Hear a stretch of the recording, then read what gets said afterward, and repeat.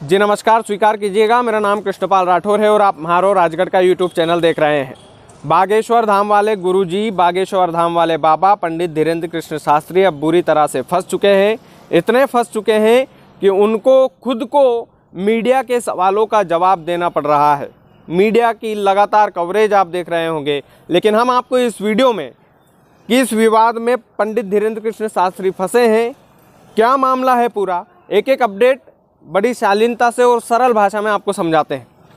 उसके बाद हम हमारी भी टिप्पणी देंगे और आप सभी से भी गुजारिश है कि क्या पंडित धीरेन्द्र कृष्ण शास्त्री जो फंसे हैं, उन पर जो आरोप लगे हैं वो सही है कि गलत है।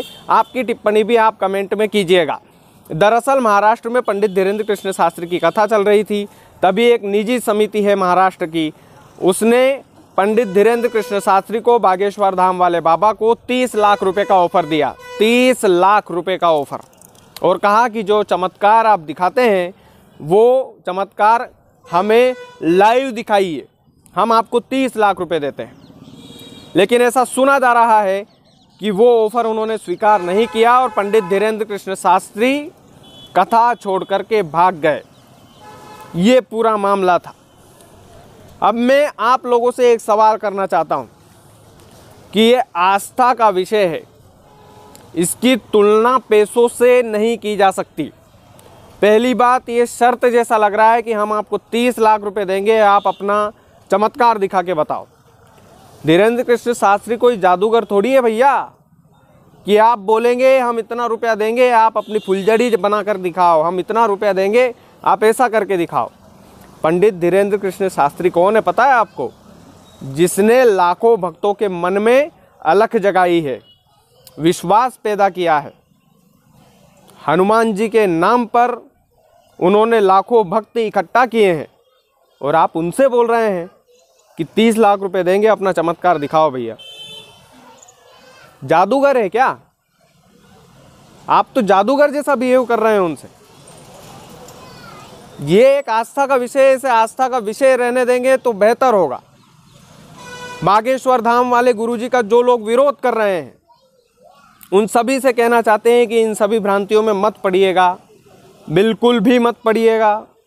इसलिए मत पड़िएगा भैया क्योंकि ये लोग एक षड्यंत्र के तहत हिंदू धर्म को बदनाम करने पर तुले हुए हैं। हिंदू धर्म को बदनाम करने पर तुले हुए हैं सब लोग। मैं आप लोगों से पूछना चाहता हूँ कि हम मंदिर में जाते हैं चढ़ावा लेकर, हम चढ़ावा चढ़ाते हैं हमारी इच्छा से। हम चाहे तो 1 रुपया चढ़ाएं, हम चाहें तो 1 करोड़ रुपया चढ़ाएं, वो हमारी आस्था है, हमारा मन है। उदाहरण के लिए समझ लीजिएगा कि मैं हनुमान जी के मंदिर में गया, 1 रुपया लेकर, मेरी आस्था थी 1 रुपये की, और मैंने बालाजी महाराज के हाथ जोड़े और मैंने कहा कि प्रभु मेरा एक काम कर दीजिएगा, मेरी लाज रख लीजिएगा। तो वो 1 रुपया मायने नहीं रखता है, मेरा मन कैसा है वो मायने रखता है। लेकिन वही मैंने 1 करोड़ रुपये चढ़ाया हनुमान जी को, और हनुमान जी से बोला कि बालाजी महाराज आपको करना ही पड़ेगा, 1 करोड़ रुपये चढ़ा रहा हूँ मैं यहाँ पर, 1 करोड़ रुपये दे के जा रहा हूँ, मेरा काम कर देना। तो आप बताइए कि 1 रुपये में ज़्यादा आस्था थी या 1 करोड़ रुपये में ज़्यादा आस्था थी? ठीक वैसा ही बागेश्वर धाम वाले गुरुजी के साथ हुआ है। कथा छोड़ कर के भागे नहीं हैं वो, ये ध्यान रखिएगा। कोई उनसे बोलेगा भाई हम 40-50 लाख रुपए देंगे आपको, चलो शुरू हो जाओ, चमत्कार दिखाओ। भाई हर जगह की कीमत होती है। आप ऑर्डर नहीं कर सकते, आदेशित नहीं कर सकते। आप जिस तरीके से बोले हैं, शर्त की वे में बोले हैं आप कि 30 लाख रुपए दूंगा, आप अपने चमत्कार दिखाओ। खेल है क्या? धर्म को खेल समझ के रखा है क्या आप लोगों ने? धर्म है भैया, खेल नहीं है। ये कोई खेला नहीं है, इस बात को ध्यान से समझ लीजिएगा। और ये हिंदू धर्म के जो लोग हैं, जो लोग अभी विरोध कर रहे हैं, ये सब के सब जलते हैं बागेश्वर धाम वाले गुरुजी से, सब के सब। और मैं आप लोगों से हाथ जोड़कर निवेदन करना चाहता हूँ, कभी आपने कलयुग के देवता पर विश्वास किया हो ना, बजरंग बली पर, तो बागेश्वर धाम वाले गुरुजी के खिलाफ एक भी पोस्ट आपको दिखे, उस व्यक्ति से जीवन भर बात मत कीजिएगा, जीवन भर मत कीजिएगा।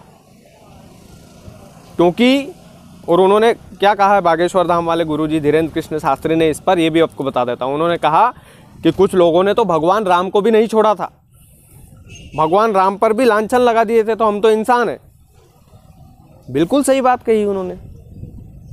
कुछ लोगों ने तो भगवान राम को नहीं छोड़ा भाई साहब, तो हम तो इंसान हैं। जिसका नाम होता है वही बदनाम होता है, ये ध्यान रखिएगा। जो लोग बोल रहे हैं ना कथा छोड़कर भागे हैं, कथा छोड़कर भागे हैं, एक और उदाहरण के साथ समझा देता हूँ आपको। मान लीजिए आपकी किराने की दुकान है, आप किसी शादी फंक्शन में गए हैं और किसी शादी फंक्शन में किसी मेहमान ने आपसे बोल दिया कि मैं आपको 30 रुपये किलो की शक्कर के 500 रुपये किलो की शक्कर के हिसाब से पैसा देता हूँ, यहीं पर 1 क्विंटल शक्कर तोल के दो मुझे शादी के समारोह में ही। तो क्या आप ऐसा करेंगे क्या? वहाँ पैसे की कीमत नहीं है, वहाँ वो आपका अपमान कर रहा है। ठीक वैसा ही हुआ है पंडित धीरेन्द्र कृष्ण शास्त्री के साथ। उनका अपमान किया जा रहा है, और ये जो अपमान है ना सर, ये अपमान उनका नहीं है, ये अपमान हिंदू धर्म का है।